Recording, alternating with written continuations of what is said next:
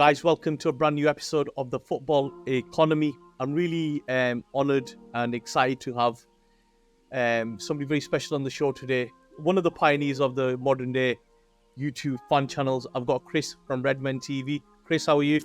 I'm very good, thank you, Bilal. It was a very nice introduction. I'm just an idiot that talks football, no pioneer or anything here, mate. Just Chris, you guys do some amazing work on your two channels. I've been following it for years.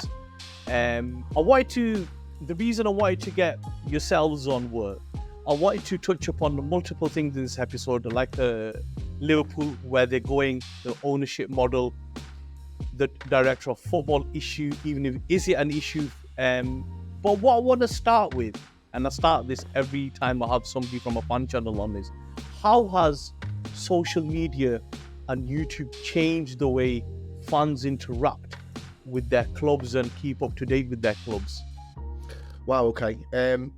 Very significantly. Obviously, I'm a 40-year-old man who grew up reading the back of the newspaper, and that was how you got your news around your football club. And if you were lucky, you'd have a mate who'd paid for the teletext news stories, if you remember them back in the day, and the transfer stories on teletext, of which essentially it's like a new team talk.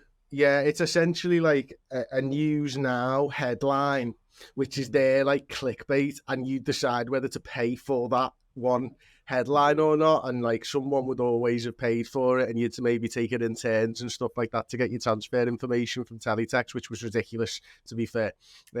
Obviously you found out you'd signed a player by a photograph of them on the back page of the Echo for me, once the deal had been done.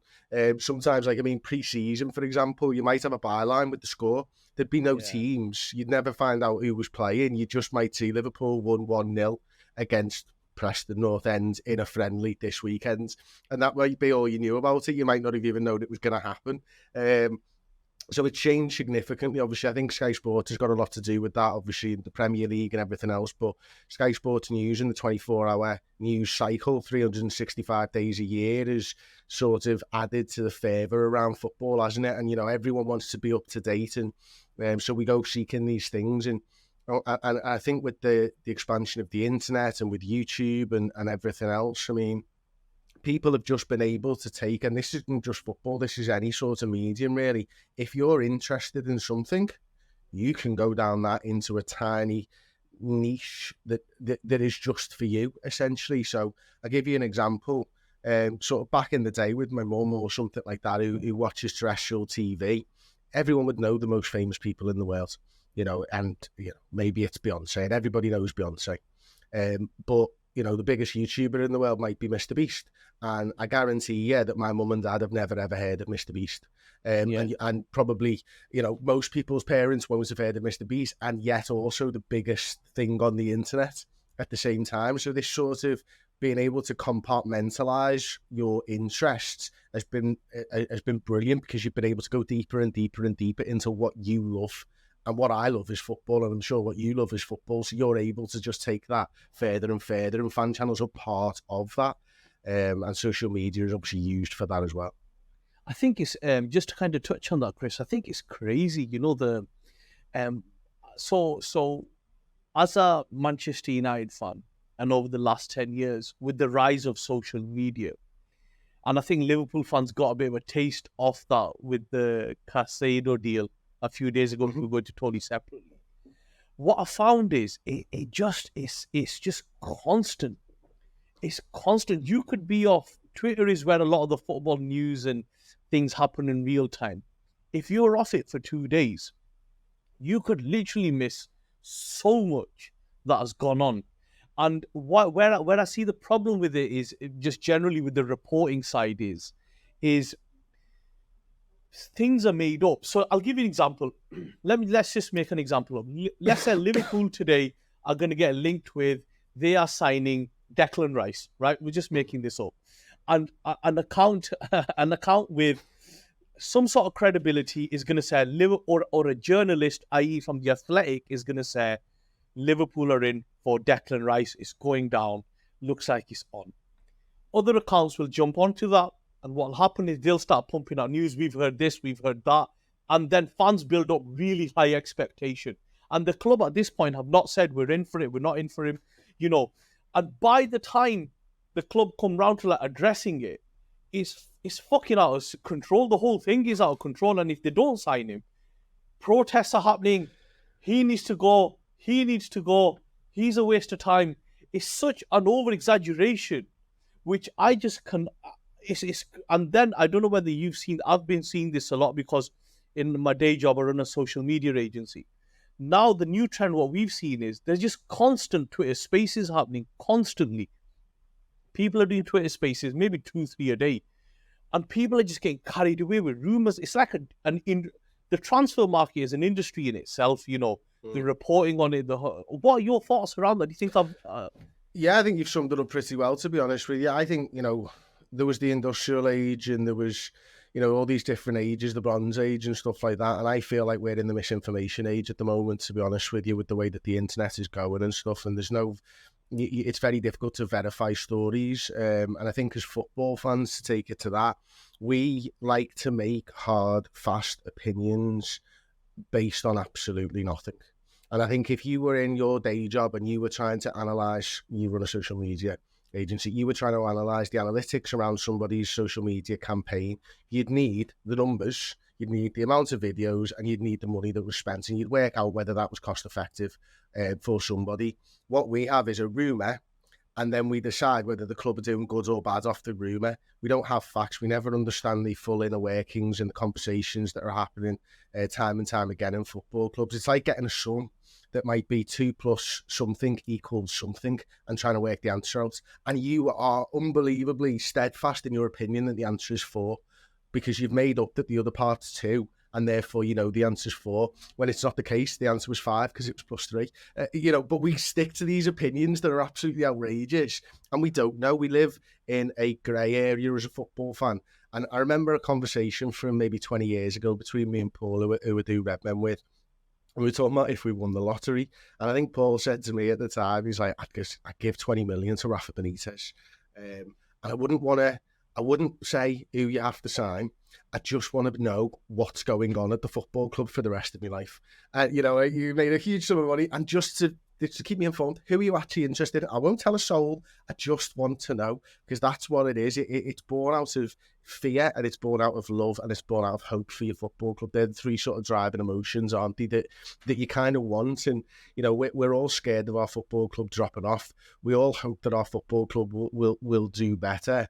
And we all just want the club to do better all the time. And it depends what type of a person you are, that can manifest itself in different ways. Yeah, you know, I just constantly, you know, I feel there's an over analyzing of games. You know, so for example, I'm the type of fan that I'll appreciate a good game, right? So I'll still go and watch, let's say, Liverpool, Chelsea, and I think, oh, that was pretty good, or was that offside? Was it not offside? And sometimes I'll tune into you guys and I want to just get an opinion from the other side on how if United beat Liverpool, I'd go and watch Redmen TV, just see what players did Liverpool fans think did good, did bad, just for a balanced view. And I like to see that. But some of the stuff you see these days, it's absolutely crazy. And fans are so misinformed. They get frustrated. They go online. They take it out. They start protesting. They start calling this person out, that person. And I just think it's absolutely crazy on how things escalate, especially the transfer window. We, as United fans, have seen a transfer window for 10 years. This summer hasn't been as bad, but I've seen it for 10 years. And then what I've seen it especially with the takeover.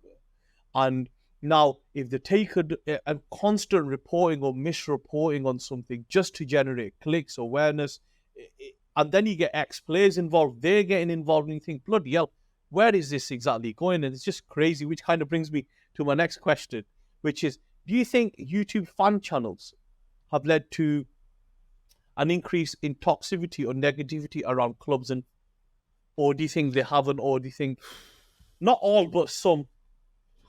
Listen, I can only talk from myself. You know, obviously we run a large fan channel. I'd like to hope that we don't promote toxicity around the football club.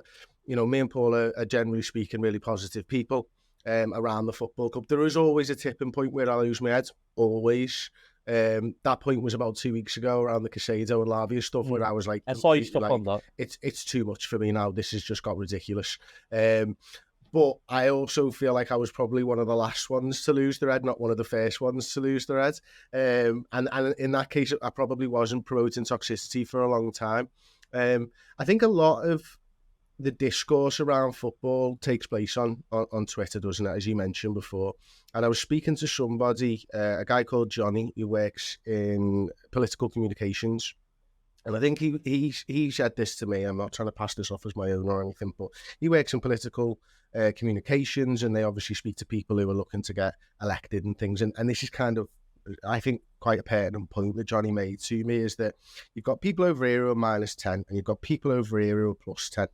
And you're never going to, if you're, let's say, a politician, you're never going to be able to talk to the -10s. These guys hate you, right? No matter what you say, you're the devil to them, and it doesn't matter. The +10s, it doesn't matter if you do a bad speech. They're going to love you regardless. The bulk of people are in the -4 to the +4 sort of range on this scale, and they're quiet. And they're the huge numbers of voters who don't go online, who don't want to think about, oh, do you know what, I'll put on Twitter about Mason Mount going to Manchester United and my feelings, because they don't want people to jump on them and talk negatively. So I think sometimes what happens with social media and the perceived toxicity around your football club is that it's just the loud people at both ends of the spectrum. By the way, it's the positive people and it's the really negative people. And they're the two loudest people. And most people, the giant percentage of people, sit somewhere in the middle being really quiet. So I think sometimes it's completely overplayed just what the mood of a football fan base is, because it's the people in the middle who are quiet, who are a little bit disgruntled or a little bit happy. They're the real mood of the fan base, and they never speak up and get listened to. Yeah, I think so. You're right. You are right in that sense. I think with Twitter especially, I don't know if you might not be aware of this, but they're about to bring in a validation system now. I read it this morning. So I think most accounts will have to go through a process of being verified on who they actually are through ID checks. And I think that will get rid of a lot of accounts which have built up huge followings, i.e. it's a picture of Pogba or it's a picture of Ian Rush or whatever. And they just aggregate news. And because they have such large followings, they end up spreading whatever, which kind of leads to that as well. But do you not think, let's say Liverpool, they played Chelsea last week and they beat Bournemouth on the weekend. But if you look at that, the reaction after that Chelsea game, and it was like, oh my God, this. And then the reaction on after Saturday was not too bad. It's swings and it's very reactionary. And then you see mainstream media now kind of taking that ploy like TalkSport, and they'll just say something really outrageous, click it, and that'll drive a lot.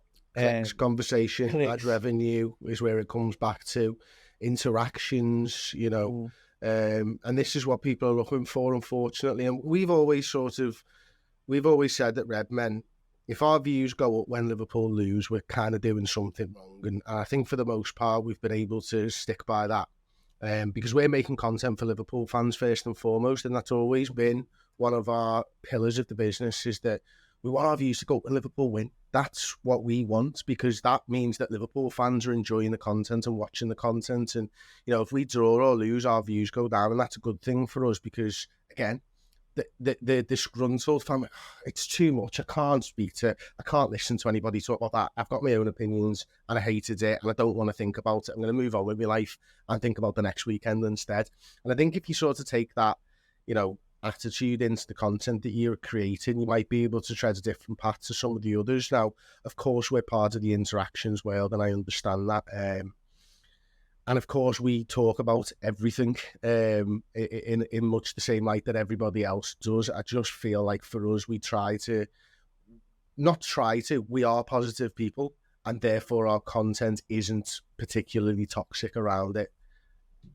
I think it's just about presenting a balanced view, right? So if Liverpool didn't do well, is it because they don't have a 6, or was it because, i.e., Trent was just had a terrible game and he was out of position? So, as long as a balanced view is presented, I think that's fine from anyone. It's when it goes more towards the other side. Talking about views and I'm gonna, just as a general overview, what did you think of Manchester United's handling of the Mason Greenwood issue? Thought it was ridiculous, to be honest with you. I thought it was abhorrent. There are better people who will be able to talk about this subject than a 40-year-old white guy, to be quite honest with you. But you're asking the question, so for what it's worth, I personally think something needs to be done around taking the power out of the football club's hands. I think when you're asking the football club to sacrifice millions in time spent on a footballer from growing up, and the potential sacrifice of millions or in revenues coming in through player sales or maybe trophies or commercial revenues or something like that, I think it should be the FA or the Premier League who have a code of conduct that isn't linked to the judicial system, that is talking about bringing the league into disrepute, like everybody else has a clause in their contract that if you bring a company into disrepute, stuff can happen. Now, I don't know how you would do that, and I'm not saying that that's the right thing to do. It's just that it's a view. All you need to do is take it out of the football club's hands, because ultimately I felt like Manchester United want to keep their assets because he's worth millions, and they tried everything that they could, and it wasn't until a groundswell of public opinion changed their minds. And look, I'm a Liverpool fan, dad in the world Liverpool fan, and Manchester United, the team that I hate more than anybody else. I would like to hope that I would think exactly the same if it was a Liverpool player that did this. And, I've made the mistake as a Liverpool fan in the past, backing a Liverpool player for doing things that I didn't believe was true at the time, was then proved true. And, I regretted my decision of backing that player. It was Luis Suarez, and it was the Patrice Evra incident, for anyone who wants to know. So I think we all make mistakes because of our tribalism at times. And I think the older I get, the more of a well-rounded worldview I hope that I'm getting. And, as you get older, your views change as well, don't they? Yeah. So I'd like to hope that if it was a Liverpool player, I'd feel exactly the same way, and I'd feel disgusted at my football club for even trying to do it. Trying to put it onto the women's team is ridiculous. I'm not going to sit here and tell you whether he did or he didn't, but I'll sit here and tell you that I heard the videos and they sounded pretty realistic. Yeah. I see. Chris, just out of interest, right? Right. One thing you're right is he's an asset, especially a player of that quality, double-footed, plays swing. He was an exceptional player. Yeah, but now, just out of interest, now let's say, we'll just make up a scenario. Let's say he's been released tomorrow, right? They've released him. At what point do you think let's say he goes to, I don't know, he goes to Turkey for 1 year, and then let's just say Everton won him. Do you think he can ever come back to the British game at some point? Or will that scrutiny just always be there? Someone will take a chance on him because he's a good football player. And again, it comes down to the money side of things, which is why I don't think the football club should be allowed an opinion in this matter. I've seen it. I'm a massive NFL fan, and I've seen Deshaun Watson end up playing quarterback again after 22 women came forward about different alleged charges and stuff like that. And, in the end, he ended up getting a $250 million contract off the back of being out of the league for a year. So this is what happens when money's involved and, high stakes are involved. So I do think that somebody would take a chance on him. And I think that another part of the problem there is that 24-hour news cycle. There's always something else that crops up, and everybody always forgets about the last thing and stuff like that. I mean, as a real world example of that, we just had to see a couple of years ago how big the Black Lives Matter movement was. It still matters today, but it's not in the news anymore. And it's still as important today as it was 2 years ago, but no one's heard about it for 6 months, a year. Yeah, some people don't use the knee anymore. Exactly. And this is a problem with society today, is that we are being shown what to look at and how to think. And unfortunately, we're too sheepish to do anything different and stand up and think for ourselves. And we move on to the next thing, and we forget about the last thing. And the last thing might have been really important, and the next thing's not. There's too many problems in the world at the moment, and we're overloaded with information. We can't take it all in, and we forget about things. And it's disgusting, but it is exactly what will happen in this Mason Greenwood scenario, I believe. Yeah, I saw. I don't know whether you saw the news this morning that Steven Gerrard's team were linked with it in Saudi. Um, yeah, and I think Italy and Turkey are his most likely. I think they'll loan him out because you've only got 2 weeks left. Legally, they can't sack him because he hasn't done anything. No one's gonna buy him because of the situation, and I think he'll end up in Turkey, Italy, or Saudi. I can't see him going Saudi. I think, and then like you said, I think he'll come back to a team with less scrutiny or less. I'm not no disrespect to Everton, but somebody like that, and from there, I think he'll come back into playing for in the top league. Now, let's come back. Let's come on to Liverpool then. Liverpool. One thing I wanted to get a view on was I was going through Liverpool's figures on turnover and salaries, and I couldn't. One thing I couldn't understand was their turnover was going higher and higher every year. Their salaries, I think they were fourth or fifth in the table. Why don't Liverpool spend like others in the market? If you look at like last year, they didn't sign a midfielder, and this summer they kind of dragged out that Lavia deal over 5 million, and then out the blue they went to 110 million for Casado, which pissed Lavia off and Southampton off. Why is that happening? Is it just because they don't want to spend, or I just want to get an understanding around that from your point of view? Yeah, no problem. I think, well, first of all, I can only base it on real world sort of figures, and I'll always use Swiss Ramble for that if you don't mind. Yeah. I think we all know that he's absolutely fantastic, and he is. Swiss Ramble had us as the second highest turnover with £594 million in revenue in the 21-22 season, which is obviously the last full set of accounts for all the Premier League clubs, and a profit and loss on that season of 7.5 million. Let me just double check what this was. It was profit before interest. Profit or loss before tax. And Liverpool had a £7.5 million profit on the 21-22 season. The season before that, we lost £4.8 million before tax. And the season before that, we lost £46 million in 19-20. In the 19-20 season, we lost 46 million. So 46 loss, 4.8 million loss, 7.5 million profit. And I think part of the reason that that's the case is that Liverpool, according to Swiss Ramble, have the second highest wages by a monetary value of £366 million a year, behind Manchester United at 384, ahead of City at 354, ahead of Chelsea at 340. And again, this is for the season where we went to 3 finals and came second in the league and won the 2 cups, the FA Cup and the League Cup. So very, very good commercially that season. Very good in terms of, we got, I think it was £120 million from the Champions League in that season. Equate that to what happened in the Europa League that season, and I think Eintracht had the most in the Europa League that season, and they had £38 million. So there's going to be a deficit, even if Liverpool win the Europa League, of circa £80 million to our revenues this season, compared to 2 years ago when we were last in the Champions League final. So that is a huge hole for Liverpool, which they've got themselves in by, as you say, not buying a midfielder and trusting in a squad that was aging and making mistakes in the transfer market. But I don't think it's as cut and dry as, look, why aren't they spending the money? They chose to invest in the playing staff currently, which is why everyone was on high wages. And where I believe that the model that FSG follows failed mostly is that it's a sell to buy model, and we stopped selling players, quite frankly. And if you're a sell to buy model, you're kind of relying on player sales. But we had, Gini Wijnaldum walk out the door. We had Alex Oxlade-Chamberlain walk out the door. We had Naby Keita walk out the door. We had James Milner walk out the door.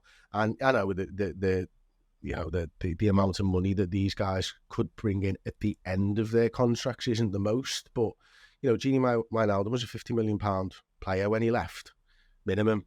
Easy. If Naby Keita, if you'd have sold him a year earlier, what would he have been worth? I don't know, maybe 25, 30 push. Oxlade-Chamberlain, if you sold him a couple of years before the end of his contract, could have been exactly the same. Probably was likely injured, to be fair. But same with, the likes of Sadio Mane. I mean, we got 30 million quid for him, but he was a £100 million player a year earlier. If we'd have sold him a year earlier, which is what you're supposed to do, which is what Ferguson did at his absolute pomp in Manchester United, he sold them at the peak just as they were going over, and then they tumbled. And that's what good managers and great managers do, and great organisations do. They know the time to get rid of their players. And I think Liverpool, because of the COVID stuff and everything else, and I hate coming back to that, but they held on to their players too long. They invested too much into those players, and those players ran contracts down and left the football club without money coming in to be able to spend. And so this year was a bit of a strange one for me, because obviously, you spend about £105 million on Dominic Szoboszlai and Alexis McAllister. I think that's really good business. I did not expect a £111 million bid for Moises Caicedo as well, which would have put our spending at over £216 million, and we'd recouped about £55 million. So if you want to just, for the net spend boys, which don't get me started on net spend, because it does, the wages and everything else comes into it. You're looking at £150 million net spend. That would have happened this season if it had been allowed. So there's a willingness there from the football club to spend the money. I very much said football club rather than owners there, because I do believe that Liverpool is run by the football people. Budgets are set by the owners, but I wouldn't give the owners credit for signing Moises Caicedo, and I don't give them the backlash because we didn't sign Moises Caicedo. I've got my own problems with Liverpool's ownership, quite frankly. Maybe not as deep-rooted as some of the others, but for me, it's a balance now. We are trying to spend big to get back into the Champions League, because we fucked it, quite honestly, last season, and we fucked the transfer window last season, and now we need to roll the dice to get back in, because if you have a couple of seasons out, there's no getting back into it. Monetarily, you are way out of it, and that's what Liverpool need. We need to be able to sell commercial deals and have that money coming in from the Champions League to be able to compete with the other sides in the top of the table. I think Liverpool don't hold any debt as well, if I'm not mistaken, or it's very minimal. Do you think that model of selling to buy can't work because of the way the Premier League is? Now you've got Newcastle in the mix. You're getting other teams in the mix. And secondly, as a United fan who are also owned by Americans, in our case, they'll just borrow more or put it on a credit card facility to get the player in. Do you think Liverpool need to look at another way of, rather than buying to sell? I do, to be honest with you. I don't know what the answer to that is. But one thing I will say is that we're the only team that's competed with Manchester City. Arsenal didn't compete with them last season. We can disagree. They can do all they want, but they were what? Yeah, they should have won it, really, Arsenal. Where were they? They didn't compete. It wasn't a title race at the end of the season. It was a procession at the end of the season, and that's the difference between what Liverpool have done for a few years before that. They didn't win enough league titles, don't get me wrong. But Liverpool's model is the only model that's been able to compete with Manchester City's. That I believe is a fact. And so, until somebody can show me a better way to compete with Manchester City, Liverpool's is the gold standard that everyone's trying to strive towards. And I think Arsenal are doing a great job, by the way. This is no slight on them. I think what they've done is brilliant. I think they've got young group of players that they're trying to mould into a team together, in much the same way that Jurgen Klopp did with a young Liverpool side and grew them into a team together. Now, that came with its own problems because they all got old together. But I think we're miles away from that with Arsenal. They're slightly younger than Liverpool's team was when he put them together and stuff like that. You just have to look at that front three. I mean, it's electric, isn't it? And then you've got Odegaard backing them up and stuff like that. And Arteta's a fantastic coach and tactician as well. So and they're doing it on low wages by comparison to the other sides, and those wages will go up as they get more successful. That's what happened to Liverpool. You have to give those players more money, and then it becomes more difficult if you're being a self-sustaining football club to be able to spend more on transfers when you spend them more on wages, as I'm sure you well know. So but I think realistically we all need to take a step back as football fans and look at the way that the Premier League is going. there is no let up from Manchester City. In fact, I'm seeing, Jeremy Doku's going to be signing for Manchester City at some point over the next couple of days, and maybe they're going to add another one. The thing with Manchester City is there is just no, I'm trying to think of the right word here. Stopping. Okay. Well, there's no stopping, certainly, but there's no danger of them getting it wrong. It doesn't matter if they spend £30 million on a goalkeeper called Claudio Brava and they get it wrong. They go and buy another goalkeeper that's worth exactly the same amount of money. The jeopardy was the word I was looking for. Whereas Liverpool went from Simon Mignolet to flipping Lloris Karius for £4.5 million and went, okay, got to spend the dough and get this right. And if Liverpool get an £80 million signing wrong, and the questions could be asked around Darwin Núñez, I think it's too early to tell yet. But if Liverpool get that wrong, that impacts us for a long time. It doesn't impact Manchester City. And therefore, if you really want to win the Premier League year in, year out, you have to be owned by owners like Manchester City. And that is a problem for me as a person. Yeah, you know what? You're right there, in a sense. I think the difference is with Guardiola. He's an exceptional manager. Yes. But he's given he's given the tools as well to do the job. And he's done a treble last season, It's fantastic. Fair play to him. I think when it comes to Liverpool, in my opinion, I think they have an exceptional manager. I think, but sometimes it's the tools he's got to work with. It's very, very difficult for him. Like you said, in the past, they've been able to compete, and they have. But like you said, it's the Premier League. Each team, it's not Serie A where every team's going to sit there and go, right, all right, we'll just spend 10, 20 mil.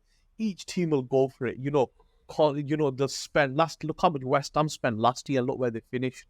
And that's the difficulty of that beast. You're seeing Newcastle, even though they've not spent a lot, and they're trying to compete. And then you'll have teams that are doing what Liverpool used to do, but in a going under the radar slightly. It's like Brighton, where they can replace players at 25. If Liverpool sold a player for 80, for them to get a player at 20 would be very difficult because of the way bigger clubs are sold to. But I think, like you said, it's City's to lose. We'll see what Arsenal do, but anything can happen. For me, the way I judge a season is I don't really look at a season until the transfer window shuts. Because I think once that window shuts, you know what you're dealing with. So, for example, if Liverpool lose their next game, they might go and buy another player. They might get Tuchel or somebody. They just push for it. And I think that's when you'll know where it goes. But we'll see how it plays out. What were your thoughts from a Liverpool fan regarding the Caicedo deal and the Lavia deal? Just wrap that around. I watched a lot of your content around and I felt the pain. I've been in there many times myself. So just what were your thoughts around that? Ecstatic when I thought we were going to sign Moises Caicedo. Absolutely ecstatic, because I wasn't, and this isn't hindsight or anything like that. I wasn't sold on Romeo Lavia. I liked him in the eyeball test. I didn't really like him in the data side of things. I thought it was too much money for a 19-year-old kid. I always have a problem with signing youngsters for huge sums of money, especially when they've not finished growing as a person. I find that very difficult, because I watched Steven Gerrard go through all types of different things when he was growing up and his body was growing and filling out and stuff like that. Kurt Jones has had a few of these problems more recently, and football players do. They sometimes have issues when they're growing up into their man's sort of body between that sort of late teens to 21, 22. So I always think it'd be better to sign a 21, 22-year-old for large sums of money, because that their body's okay and all that type of stuff. So I had a bit of a problem, but we looked stupid around the Moises Caicedo stuff. We really did. He's an absolutely top quality player. Chelsea have got themselves a very, very good player there. He would have been absolutely perfect for Liverpool. Because it was played out in public, we look a little bit silly, but you're never silly going for good players and putting bids in that break British transfer records if they are a good player.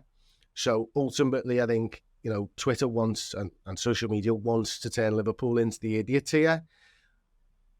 Why weren't the other clubs bidding for this? Why wasn't Manchester United bidding for him? He's well better than their DMs. I'd find it that Manchester United look like idiots here more than Liverpool. And I'm not saying that that's the case here. I'm not saying, but they should be in for him. They need a player of his quality in there. Tottenham have got Basuma, the Casado of the year before. They might not need someone like him. Arsenal obviously got Rice. They don't need him.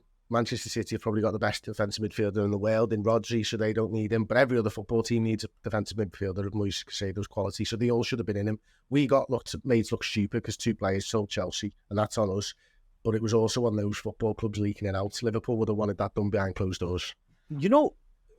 Just coming on that, Chris, he was on the market all summer. All summer he was on the market, and in the winter he was on the market when Arsenal tried signing him. And Lavia was on the market all summer as well. Now, if Liverpool wanted Casado, do you not think they should have just gone in for him way earlier rather than that 11th hour, which then pissed off Lavia? And then he said, fuck this, I'm going across to Chelsea as well, which I'll come on to separately. Do you not think it was not thought through, or was it just a case of, because even when Klopp did the press conference, I think he thought it was in the bag. And then it just kind of, moved from there. So I think Liverpool spoke to his representatives in January when all the Arsenal stuff was going on, and they got an idea of how much it would cost, and an idea of wages, I believe, and it was too much for Liverpool then. You got to remember that the plan wasn't to sell Fabinho or Jordan Henderson this summer. Maybe the plan should have been, by the way. Maybe the plan should have been, how do we get the money for Moises Caicedo? But it wasn't. The plan was keep Jordan Henderson and Fabinho for 1 more year, bring Lavia in if you can to understudy Fabinho for a season. Maybe he'll be ready the season after next. We can phase Fabinho out and Lavia takes over the starting 6 job with another year under his belt. That was what looked like the plan. The Saudi Arabia stuff happened with Fabinho and Henderson. They wanted to move on. At that point, Liverpool were like, we still like Lavia, but he wasn't really supposed to be the starting 6 this season. That was supposed to be Fabinho. So they needed to look at it and go, well, who can we get? And then I think, by all accounts, they didn't really think they could get Casado. And then it started to get a little bit later in the window, and they just thought, let's have a go. Let's speak to him. And by all accounts, Casado's representatives used Liverpool to get the deal over the line with Chelsea because it was taking too long and the client wanted to move on and all that type of stuff. So Liverpool were absolutely played by Moise Casado's people and Chelsea Football Club. Done up like a kipper, you know what I mean? And then to make matters worse, we're done the next day on Romeo Lavia. Because I think every Liverpool fan thought, when they went in originally, we were all a bit like, we'll end up with them Casado and we'll get Lavia. No one in the right mind thought they'd get both players and we'd be there. So, what's got anyone else? Oh, we'll have that lad that no one's ever heard of from Stuttgart over there. Great. Yeah. And that's obviously tough to take. Just on Chelsea, what are your thoughts around Chelsea?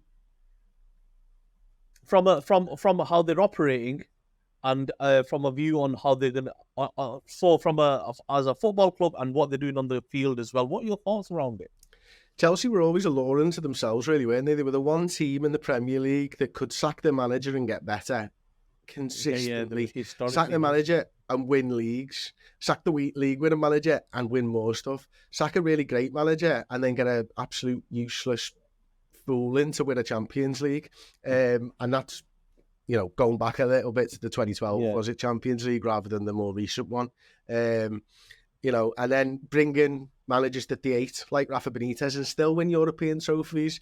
So they were always alluring to themselves, but that Chelsea's gone now. This Chelsea feels different, doesn't it? And it feels to me like Todd Bowley's decided as well, listen, if Manchester City aren't getting charged over their 115 alleged breaches of financial fair play rules and profits and sustainability, then let them come at us. They're obviously doing some incredible work in long contracts, the amortization of transfer fees, which, UEFA have said that can only be done over 5 years, but the Premier League haven't said that yet. And because they're not in Europe, they don't need to deal with that. So they can still hand out an 8-year contract and amortise it over 8 years because the Premier League never did anything. They sat on their hands wondering what was going on. And Chelsea aren't in the Champions League, so it doesn't matter to them. Or any European competition for that matter. So yeah, they know the rules and they're working the rules really, really well, Chelsea, at the moment.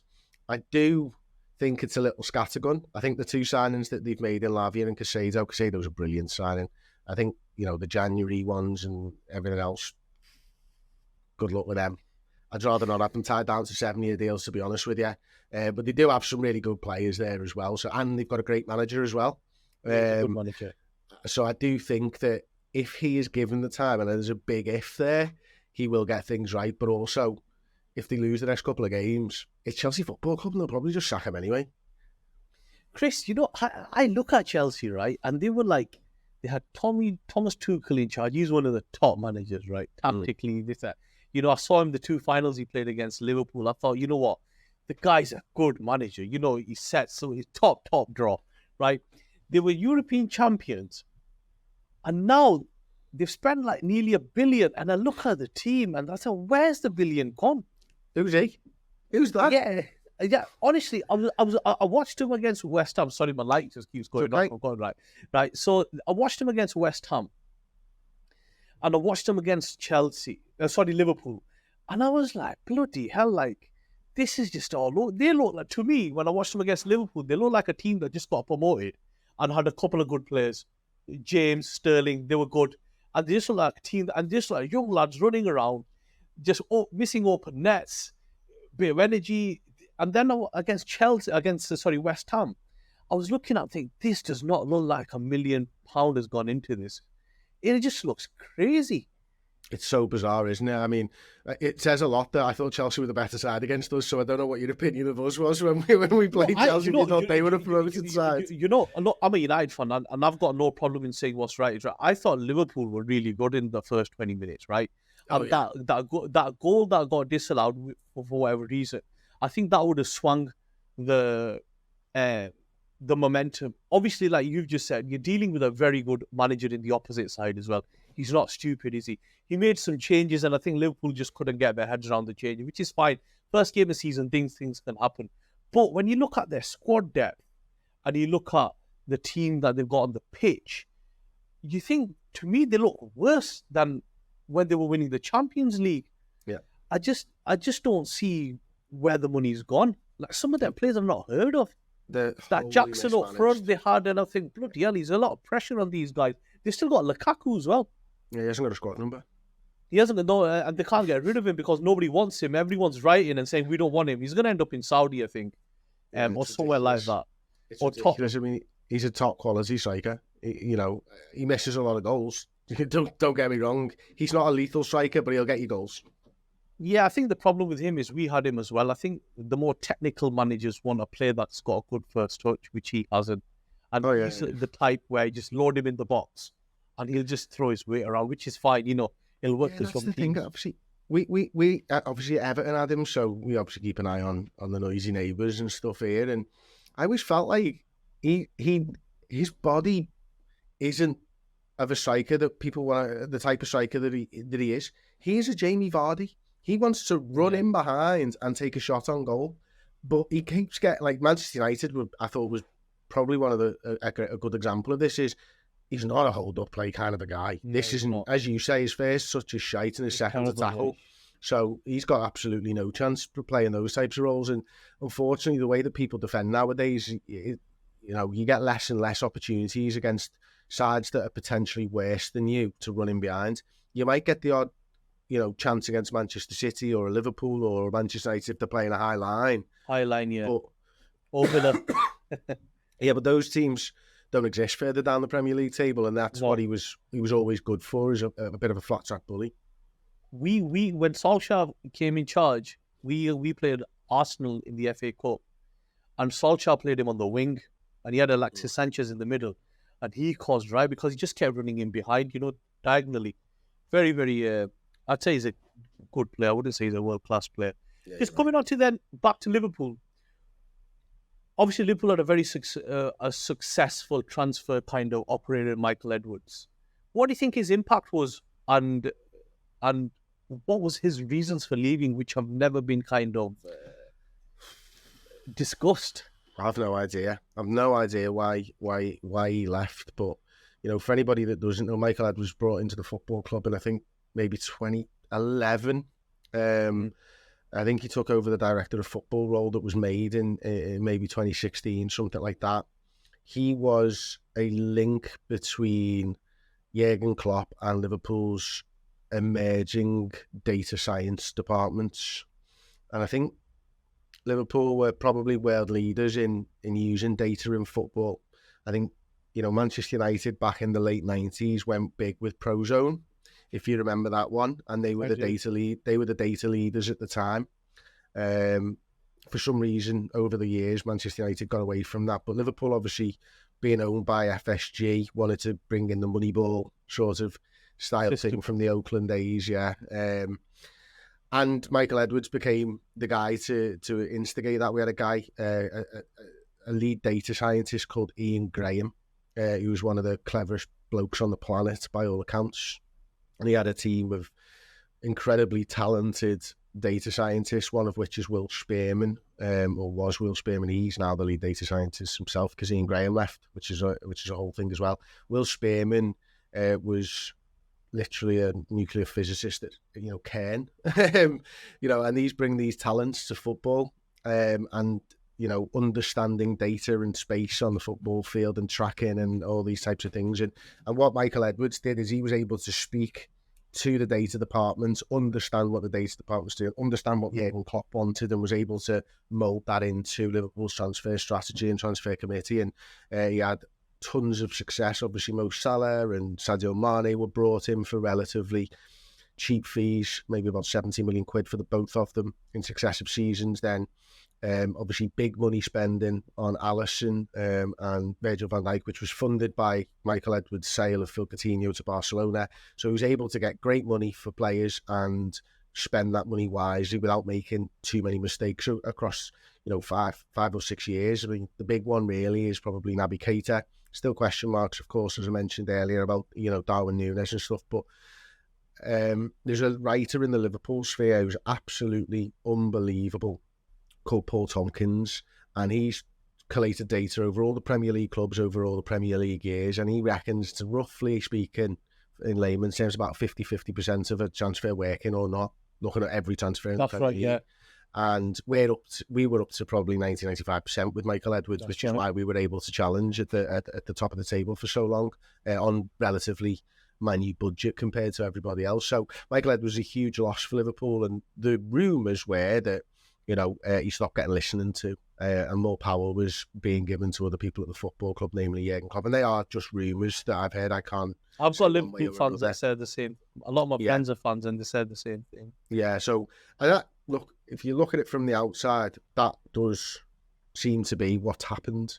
But again, going back to the very start of this conversation, we see one side of the story. Michael Edwards left, said at the time that he was kind of done. He worked at the top of football for 10 years and needed a break. If you take him on his word, he's not got back into another job, so he's had a break. So that might be the truth as well. The more worrying Chelsea thing, looked at him quite closely. Yeah, definitely. The more worrying thing, though, is that Ian Graham left, who was the data scientist who headed up that department. Will Spearman stepped up to take his role currently, and I'm sure he'll do a great job. But when Ian Graham left, Julian Ward was brought in as the next director of football, and he was Michael Edwards' number 2. And he lasted 6 months at the football club before handing his notice in, and he left at the end of the season. So in the space of a year, maybe a little bit over, we've gone from having probably one of the best directors of football in Michael Edwards to another director of football that we've been sort of grooming, to a lad who was retired in Germany and come in to try and save us for 3 months. And I've always said, and say this quite often, if a football club isn't well run at the top, that tends to spill down into the football team as well. And I think, again, I'm sorry to use Manchester United as an example, but United were the dominating factor of Premier League football for 15 or 20 years. And they were, stable at the top, and everyone knew what happened. And I think Sir Alex Ferguson did the Glazers a favour over the last few years and held things together in spite of them. But once he left, it was obvious that the top of the tree at Manchester United wasn't right. And correct me if I'm wrong here. And since then, they've struggled because they've never quite got the top of the tree right. That's right, yeah. So I think, that might be in terms of what type of manager you're bringing in. You're going from a counter-attacking guy to, I don't know which order it went in, but a Mourinho who doesn't want to dominate possession, to a counter-attacking guy, to somebody who wants to dominate possession. And it's just flitting back and forth, man. It's like you need someone who goes, this is the way that Manchester United play. Who are the managers that play like that? Boom, let's go. Didn't work. Next guy. Next guy, next guy, next guy. Not just backing and forthing from like David Moyes to whoever. It is quite simple, isn't it, really? I think, like you said, only if it was that simple. But I feel like it gets overcomplicated sometimes. But do you think Liverpool will appoint a new director of football going forward? Or will they just kind of, because they didn't have one for I think 6 months, and they brought this guy in from Germany on a temporary basis, and I think he finishes in 2 or 3 weeks' time. Do you think they'll bring somebody in, or do you think it's a bit more complicated with the power struggle? I honestly don't know. I've not really given it too much thought, but if I had to guess, I think Liverpool have to have a director of football. Whether he's got as much power as Michael Edwards might be the big question there. But I think if you are a modern football club, you can't pin your hopes and dreams on one guy, because that guy might leave and you're in trouble.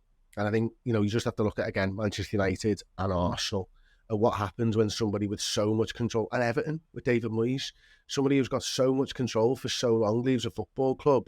They're ingratiated and ingrained in everything of that football club, and they can't be replaced. Whereas if you've got a football coach and you've got a philosophy from the director of football and the other football people that support them, and a system of bringing the next guy through, sort of boot room style from Liverpool from the early from the 80s, and they were famous for that. Liverpool, exactly. Very famous for that. If you can bring the next guy through, that's the best situation that you're going to be in. So hopefully that's what Liverpool decide, because Jurgen Klopp's not going to stay at Liverpool Football Club forever. No one stays at any football club forever apart from the fans. We're the only people that matter year in, year out. Ownership changes, managers change, players change. But you need to make those changes as easy to deal with as possible. And I think one way to do that is a director of football. I think Liverpool will be soft to not replace him. And there's some great people out there, There's some really, really good. I just think it comes down to the direction they want to go in. What's your thoughts around the Saudi League then? They're signing some players, aren't they? They're not messing around, are they? Players, mate. They are not messing around. This is a takeover of the sport. Make no bones about it. I said weeks ago that you've got to just look at Live Golf to see the direction of this, and you look at the new board that's been made between Live Golf and PGA, and the truce that's been made, and the fella at the top of that new golfing hierarchy is a Saudi guy, not a PGA Tour guy. They are, the first rumours were Champions League from a few days ago, which I'd said weeks ago that's what's going to happen here. That is what's going to happen here. This is what it is. The football will follow the money, and the money is in Saudi Arabia, and this is a long-term play for some kind of Super League that sacks off the Champions League. Yeah, why not? Or a movement of the Champions League to over there, or something. Football is a truly global game, and that's the direction that this is headed in. Again, you just have to look at Live Golf. Where was the first tournament for Live Golf? England, right? So the Saudi Arabian golf tournaments are all around the world. It's a global game, as we know. This is where football is heading. You can either cut it off now, or you can embrace it and accept it. And I think the players are making a case that we're not going to be able to stop this because they're following the money. I understand why they're following the money, but this is going to change football forever. Don't know about you. What do you think about it? What do you think about it? I've studied the Middle Eastern game quite a bit, and I'm quite familiar with how they operate from a political standpoint and a business standpoint. What's happened to these guys is, so the Middle East, predominantly, you never really heard of them unless it was for the wrong reasons, right? And a lot of the prime ministers and the kings, their children they would go to study into the West, US, UK. And them children have now matured. So you look at, bin Salman, who's the driving force behind Saudi Arabia. And this vision of opening Saudi, because Saudi was always known for either oil or a religious holiday. It wasn't known for anything else. unless you were Muslim, you never went to Saudi, fact, right? Or you went to work there. They are now opening up to the world.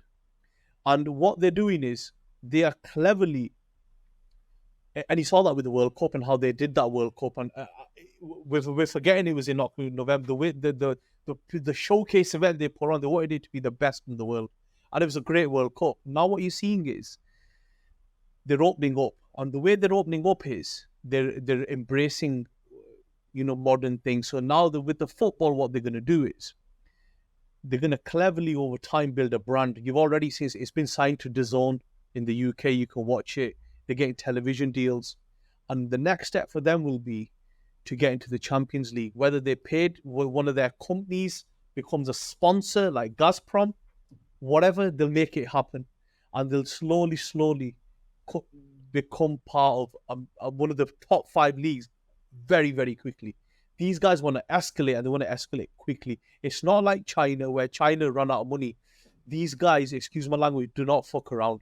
The difficulty they're going to have, Chris, in my opinion, is you can throw a lot of money at things, but where they lack is the prestige element. They don't have teams like a Boca Juniors from Argentina. They don't have a Barcelona, a Liverpool. They do not have that. And they do not have the competitiveness or the standard yet.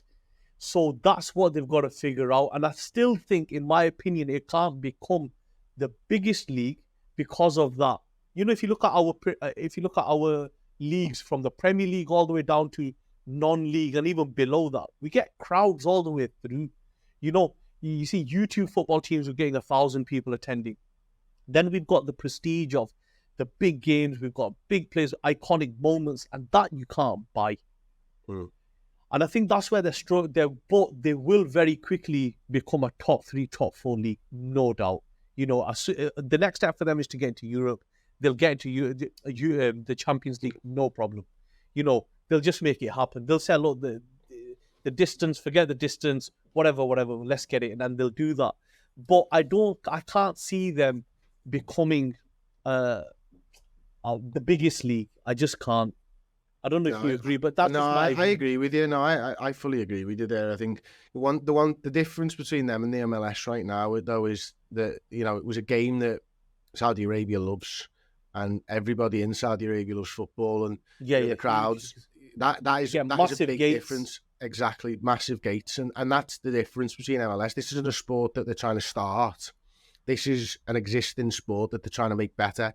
And so they've got the crowds, they've got the people, they've got the rivalries, although we maybe don't understand them. Right. They don't have the prestige of the teams, but the players will bring the prestige. And the way that the modern game's going anyway is people seem to follow players more and more nowadays. And you just have to see that. You mentioned it before about these guys with Twitter accounts that have Pogba in their handle. When we were growing up, you wouldn't have dreamed of what Twitter was, but you would have had Liverpool in your handle or Manchester United for you. You be a player, you'd put the player on the back of the shirt. This is more important on the front, the badge there. So more and more people are following players, and then commercially, sorry for UEFA, there's some of the top players in the world are in that league, and they're not getting the commercial deals that they would be able to get if they'd had Cristiano Ronaldo and Neymar and everything else in the Champions League. So it should be an easy in for them. If anybody's not come across or watched Saudi game, they get big gates, 50, 60,000 on some of them. They're not like MLS, like Miami, where they've got to build temporary stands and it's 5, 10,000, 20,000. Teams in championships, some of them get more than 20,000. They get big gates. I think they'll start improving their stadiums and infrastructure next quite quickly. And I think that the third step will be to get it into Champions League, because they're on about just giving it one place at the moment. If you notice, Atletico are sponsored by this new Saudi airline, which doesn't launch for another 2-3 years. So they've got the money to put it out there. I think from a Premier League point of view, I think it's best to embrace it rather than trying to cut them off, because they will eventually come in. But the one thing about the guys in the Middle East is they want things quick. They're not willing to wait. So if you notice, prime example is PSG. That's been a disaster. So PSG, when we did an analysis on this, if you ever go to grassroots games, you see a lot of kids that wear PSG shirt as a brand. very, very popular. But from a footballing point of view, it's a disaster. They've not won the Champions League. They've not been very successful. And that is because they just want to throw money at it and quickly do it and quickly win and quickly move on. And I think that's where they'll struggle slightly. But it's here to stay. It's going to be interesting, their next transfer window, what happens. And you've already seen the effect of the Saudi transfer window at your club. Just on my last two questions then, what are your expectations for Liverpool for this season then? What are you expecting? I expect Liverpool to finish in the top 4 comfortably. Top 5 now. It's the top 5. If I'm not mistaken. Right. Well, listen, I expect us to finish in the top 4 comfortably. I expect us to finish. Oh, my heart is saying second. Okay. My head is saying second and a half. I think second or third is where Liverpool are going to finish this season, to be honest with you. I think we're going to score a lot of goals, and I think we're going to not be great defensively. It very much is going to feel like a 17-18 season for Liverpool fans on that part of things. I think Manchester City are going to walk away with it, to be honest with you again. I think Arsenal and Liverpool are going to be the next 2 teams, in whichever order. And after that, I'm starting to struggle because I really love what Brighton are doing, but I don't think they can sustain it for a full season. They remind me of Swansea and Southampton. Yeah. You remember, they had good players, used to punch above their weight, and everyone just took all the best baits, and then they just kind of... And they just crack on, and eventually they fall away. But this season, I think they'll be good. I don't really understand what type of a manager Ten Hag is. I find it quite difficult to look at him and see what type of a manager he is. I really like Ange Postecoglou. Is that how you say it? For Tottenham? Yeah, Postecoglou, yeah. But I don't know. I think it's probably a season too soon for them to break back in. Chelsea, I've got no idea what's going on. They might buy Mbappe tomorrow, you never know. Yeah, you just don't know with them, do you? Yeah, and then they'll sell somebody else. So I think it's going to be a really interesting Premier League season this year. I'm kind of looking forward to it. Just one question. I just thought of that. What's your thoughts about multi-club ownership then? Load of crap. What's the point in that? I don't like in terms of like the way the City Group have got it and all that type of stuff. I totally understand why you would want to do it. I just think it muddies the waters, doesn't it, a little bit too much. It just seems to be a way. Kills the credibility. Fiddle the books. Just a nice, easy way of doing it, isn't it? Buy this player off them for £1 million. Great. Well, you got a £50 million player there for £1 million. In layman's terms, it obviously wouldn't happen, but it is the way that these massive football clubs are going now. You back in the day, you used to have sort of a sister club almost, didn't you? At times where you'd do sort of business with in like the 90s and stuff like that. That's right, yeah. You'd have really great relationships with them, but nowadays everyone just owns everything, and it seems a little bit strange, but I understand why people are doing it. And you've just got to look at the Red Bull group, haven't you, to understand that.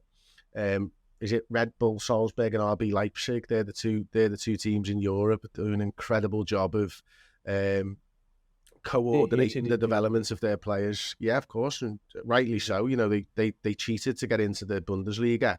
Obviously, everyone knows about the 50+1 rule, and they bought a football club that was a division below that rule.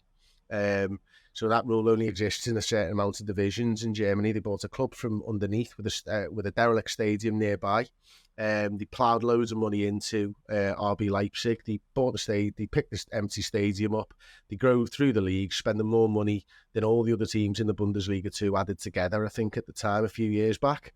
Got themselves into the Bundesliga and are the original Chelsea of the Bundesliga, essentially. And yet, funnily enough, they're nowhere near, the levels of Bayern Munich, and they won't ever be because they've not got the history. They sell very well, though, don't they, Chris? They sell very well. They know. They've got to. They've got to, and that's the thing with them, is that you go Salzburg and then you go to Leipzig, and if you stand in the way of a player's career, other players aren't going to go to you. Whereas if they go, right, we're going to bring you in, we're going to look after you really well, and when a club that you want to go to comes along, we're not going to stand in your way, we're going to make loads of money. And players look at that and go, I fancy that.